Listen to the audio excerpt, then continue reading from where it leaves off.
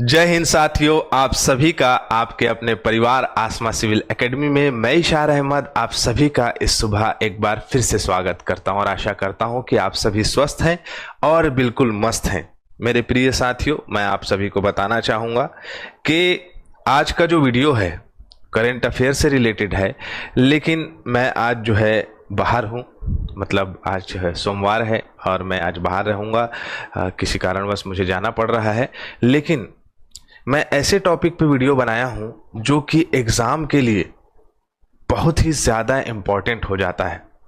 जैसे कि अभी सामने आपके आरआरबी एनटीपीसी है, अभी व्यापम के एग्ज़ाम होंगे, सीजीपीएससी प्रीलिम्स के लिए भी बहुत महत्वपूर्ण होगा।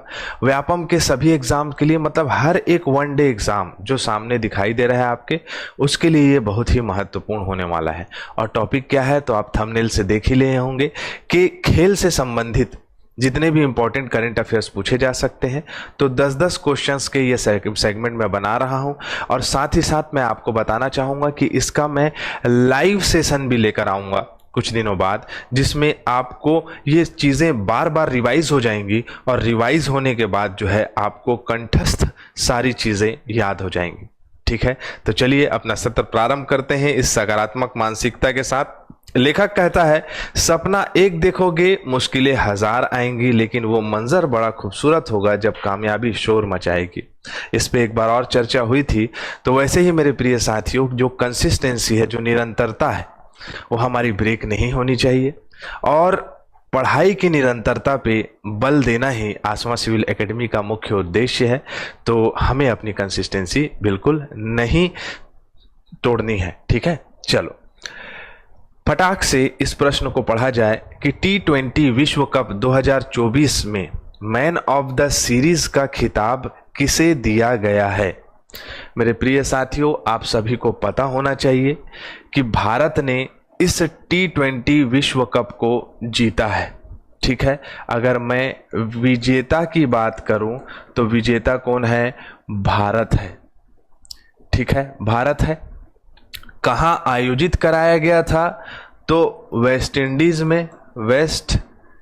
इंडीज में और आपका अमेरिका में,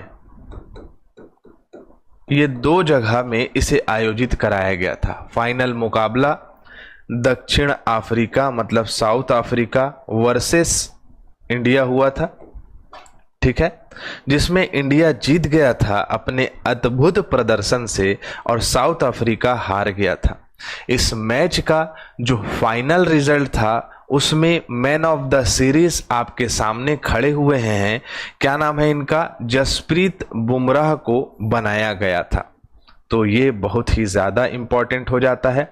अब यहां पर विराट कोहली दिखाई दे रहे हैं, तो फाइनल मैच के मैन ऑफ द मैच रहे हैं ये कौन? आपका विराट कोहली। आइए अगले पेज में सारी चीज़ों के बारे में चर्चा कर लेते हैं मेरे प्रिय साथियों। जैसा कि आप सभी जानते हैं कि T20 विश्व कप कब हुआ था, तो 2024 का आयोजन अमेरिका और वेस्ट इंडीज में किया गया था। कौन सा संस्करण था इस 2024 में जो T20 विश्व वर्ल्ड कप का? तो 9वां संस्करण था। याद रखना साथियों, 9th नंबर का जो है इस बार का संस्करण था। ठीक है, उसके बाद आयोजन यूएसए और वेस्ट इंडीज में हुआ था। 3 बार मैंने इस चीज को बता दिया। फाइनल मैच किस स्टेडियम में हुआ था? तो केसिंगटन ओवल ब्रिज टाउन स्टेडियम में हुआ था। फाइनल दक्षिण अफ्रीका और भारत के बीच में हुआ था। भारत विजेता हुआ। Man of the series Jasprit Bumrah रहे हैं। Man of the match final के विराट कोहली रहे हैं। तो यहां से प्रश्न पूछने की संभावनाएं बढ़ जाती है, ये आपको याद रखना ही है। ठीक है, उसके बाद अगर हम इस T20 विश्व कप की बात करें तो इसे ICC, ठीक है, इंटरनेशनल क्रिकेट काउंसिल के द्वारा आयोजित कराया जाता है। 2007 से प्रारंभ हुआ था और 2007 में पहला वर्ल्ड कप भारत ने ही जीता था महेंद्र सिंह धोनी के कप्तानी में। ICC आयोजित कराता है। 2007 में भारत प्रथम विजेता रहा है। अगला आयोजन T20 विश्व वर्ल्ड कप का 2026 में होगा। कहाँ होगा? तो भारत और श्रीलंका में। ये भी बहुत ही इंपॉर्टेंट हो जाता है, प्रश्न आपसे पूछ सकता है। तो खेल से संबंधित ये प्रश्नों को आपको याद रखना है। सीधा सीधा प्रश्न पूछ देगा कि अगला आयोजन कब होगा या कहाँ होगा। तो अगला आयोजन कहाँ होगा? भारत और श्रीलंका में आयोजित कराया जाएगा ये T20 वर्ल्ड कप। ठीक है, चलो इंग्लिश मीडियम वाले प्रॉपर लिखाया हुआ है कि T20 world cup 2024 was organised in USA and West Indies. 9th edition रहा है। कौन होस्टेड कंट्री रहा है? तो होस्टेड कंट्री रहा है यूएसए और वेस्ट इंडीज। फाइनल मैच कहाँ हुआ है? तो आपका किंग्सडॉन ओवल ब्रिस्बेन स्टेडियम में final south Africa and India के बीच में हुआ है। विनर कौन रहा है? तो इंडिया रहा है। Man of the series Jasprit Bumrah रहे हैं। Man of the match final के विराट कोहली रहे हैं। T20 world cup started on 2007। Hosted जो है आपका किसने करा, कौन इसको आयोजित कराता है? तो आईसीसी। फर्स्ट विनर 2007 में 2007 में इंडिया रहा है। T20 world cup 2026 is organised on India and Sri Lanka. ठीक है, चले आगे चलो। अंडर 23 एशियाई कुश्ती चैंपियनशिप 2024 जुलाई माह में आयोजित कराया गया था। पदक तालिका में भारत का स्थान क्या रहा है?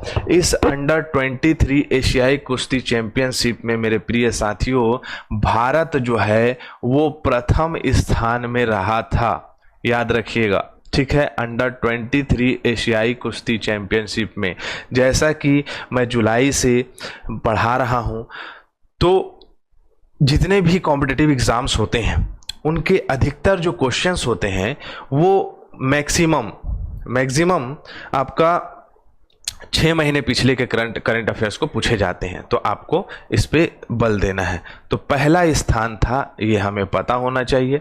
ठीक है, बहुत सारे खिलाड़ियों ने इसमें पार्टिसिपेट किया था। भारत का नाम, भारत का रोशन किया था झंडा इसमें। ठीक है, कहाँ आयोजित किया गया था?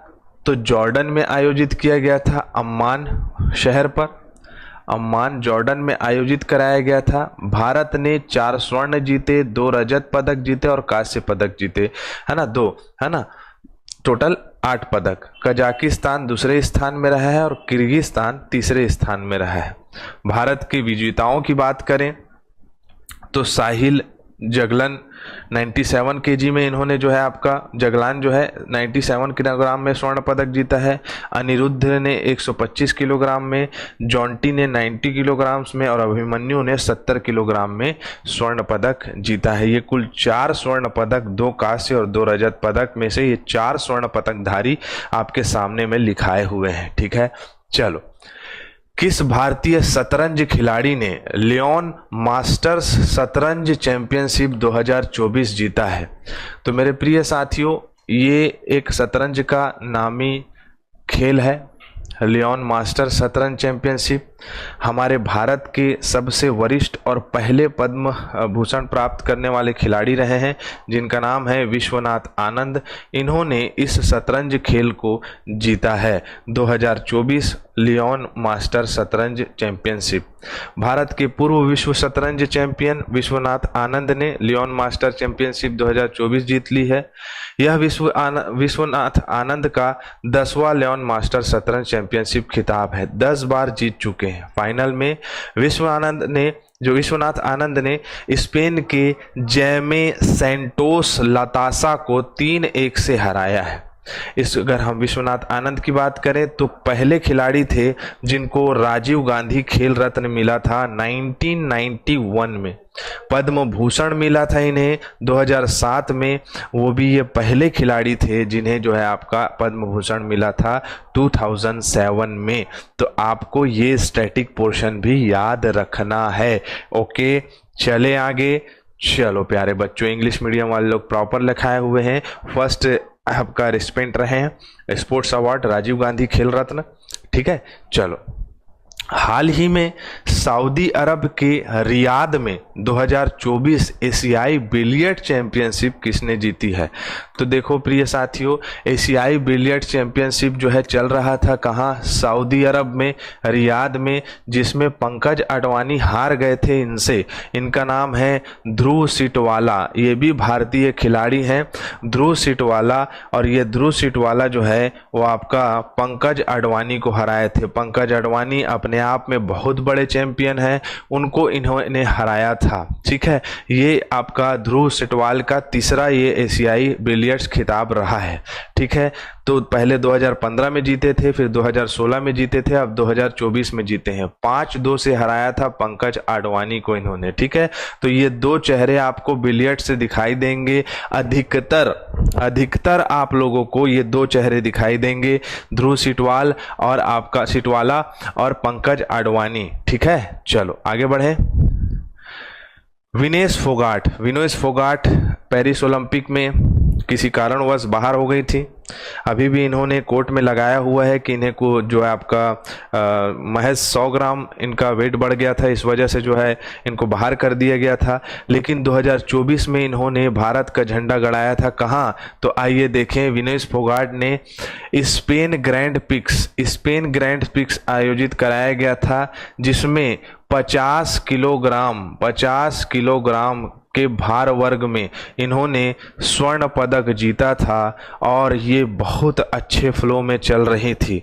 लेकिन दुर्भाग्यपूर्वक इन्होंने जो है आपका खेल से अब संन्यास ले लिया है।